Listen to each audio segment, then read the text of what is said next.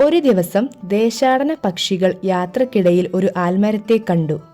അവർ അവിടെ കുറച്ചു നേരം തങ്ങി നിന്നു. എന്തൊരു വലിയ മരമാണിത്! ഹോ, അതെ അതെ, നമ്മുടെ നാട്ടിൽ ഇത്ര മരമില്ല.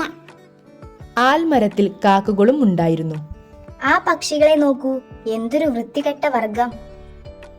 ആൽമരം പുതിയ പക്ഷികളുമായി വലിയ ചങ്ങാത്തമൊന്നും കാണിച്ചില്ല. എത്ര സുന്ദരന്മാരാണ് നമ്മൾ! എന്നിട്ടും ഈ മരത്തിന് ആ കറുത്തവരോടാണ് പ്രിയം. നമുക്ക് മരത്തെ പാട്ടുപാടി സന്തോഷിപ്പിക്കാം. ദേശാടന പക്ഷികൾ മനോഹരമായി പാട്ടുപാടി. എങ്ങനെയുണ്ട് ഗാനം, മരമുത്തശ്ശി? കൊള്ളാം. ഞങ്ങൾക്ക് കഥകളും അറിയാം.